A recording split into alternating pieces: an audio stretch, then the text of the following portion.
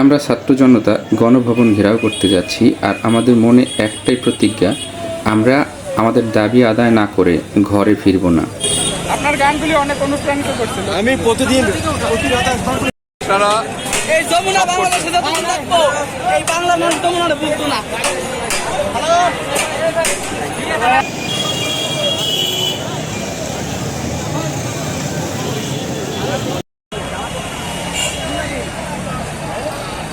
একটা জোশ পাই দেখুন।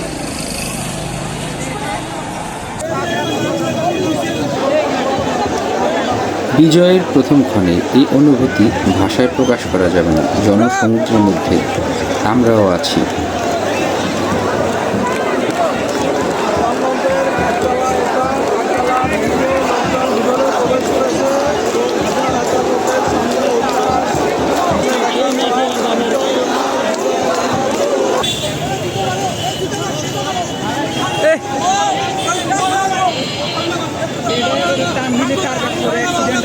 ফালাই দিব এই যে রশি বাঁধতেছে, ফালাই দিলে ঠিক আছে, কিন্তু কি কলঙ্কিত করলো বঙ্গবন্ধু রিয়াটারে আরে।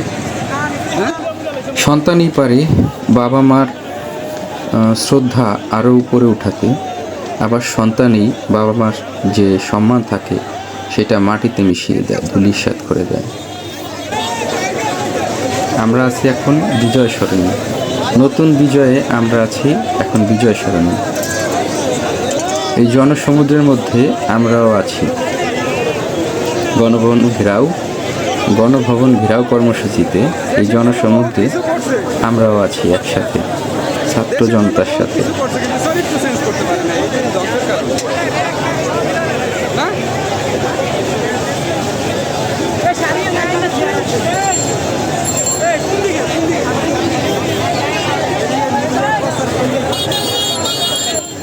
সৃষ্টিকর্তা বলেছে, অহংকারই পতনের মূল। কারোরই অহংকার করা উচিত না। যে যত বড় জায়গায় থাকুক তার উচিত ততই বিনয়ী হওয়া, ততই ছোট হওয়া, ততই সাধারণ মানুষের সাথে মিশে যাওয়া। আর তাহলেই সৃষ্টিকর্তা খুশি হয়। আর সৃষ্টিকর্তা কাউকে চেয়ার দেয়, আবার তার কাছ থেকে চেয়ার কেড়েও নেয়। কাউকে সম্মান দেয়, আবার তার কাছ থেকে সম্মান কেড়েও নেয়। তাই আমাদের উচিত না এই ধরনের কর্মকাণ্ড করা যাতে আমার দ্বারা অন্যের ক্ষতি হয়, বরঞ্চ চিন্তা করা উচিত আমার দ্বারা অন্য কারো উপকার না হলে আমার দ্বারা যাতে অন্যের ক্ষতি না হয়। আর অবশ্যই যাকেই সৃষ্টিকর্তা ক্ষমতা দেয় তার উচিত সেই ক্ষমতা যাতে দুর্বলের উপরে না প্রয়োগ করা হয়, সেই ক্ষমতা যাতে দুর্বলকে বশ করার জন্য, দুর্বলকে নির্যাতন করার জন্য না খরচ করা হয়। উচিত সেই জেসন ম্যান্ডেলার কথা, যে তাকে যে কয়েদি প্রস্তাব খেতে দিত, সেই কয়েদিকে সে যখন প্রেসিডেন্ট হয়ে আসছে, সে যখন প্রাইম মিনিস্টার হয়ে আসছে, তখন সেই কয়েদিকে সে নিজের টেবিলে বসে খাইয়েছিল। এইটাই হলো বিনয়ী। আর সেই ধরনের বিনয়ী যারাই হবে তারাই সৃষ্টিকর্তার ভালোবাসা পাবে। আজকে যারা এখানে লুটতরাজ, এখানে যারা মারামারি হয়রানি করতেছে বাংলাদেশের মানুষকে, তাদেরও এক সময় এটার বিচার হবে, এবং মানুষের কাছে বিচার না হলেও সৃষ্টিকর্তার কাছে বিচার হবে। তাই আসুন আমরা এইসব পরিহার করে ভালো পথে জীবনযাপন করি।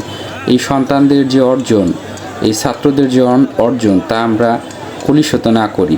এই খারাপ কাজ করে, খারাপ পথে চলে, খারাপ চিন্তা ভাবনা করে এখন অনেকেই প্রতিশোধ নিচ্ছে, অনেকেই অন্যের উপরে নির্যাতন করতেছে। বাট একটা সময় মনে করতে হবে যে আমিও দুর্বল ছিলাম, তখন আমার উপরে নির্যাতন হয়েছে। আমার উচিত নয় এখন এই দুর্বলের উপরে নির্যাতন করা। তাই আসুন আমরা এই সময় ধৈর্য ধরি এবং নিজের রাগ ক্রোধ কন্ট্রোল করি, কারণ এখন দেশ স্বাধীন। স্বাধীন দেশে এই ধরনের অরাজকতা বা এই ধরনের খারাপ কাজ থেকে আমরা বিরত থাকি। আপনাদের সাথে এই ভিডিওটি কয়েকদিন পরে শেয়ার করলাম, কারণ ওই আন্দোলনের পরে আমি অসুস্থ হয়ে পড়ি, আর সেই অসুস্থতার কারণে আমি আসলে এই ভিডিওটা আপলোড করতে পারিনি। কারণ বেশ কিছুদিন অনেক ধকল গেছে, সেই ধকলের কারণে অসুস্থ হয়ে পড়ায় ভিডিওটি আপলোড করতে পারিনি, যদিও একটু লেট হলো আপলোড করতে। কিন্তু আপনাদের কাছে আহ্বান, আপনারা এই ধ্বংসাত্মক কর্মকাণ্ড পরিহার করুন। যে দলেরই হোক, যে চিন্তা চেতনারই হোক, সৃষ্টিকর্তাকে বিশ্বাস করুন। সৃষ্টিকর্তা আপনাকে ক্ষমতা দিয়েছে, আবার ক্ষমতা নেয়ার অধিকার সৃষ্টিকর্তা রাখে।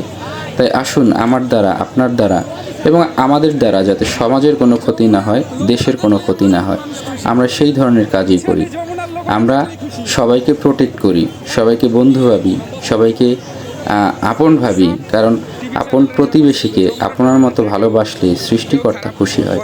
তাই এইসব পরিহার করুন।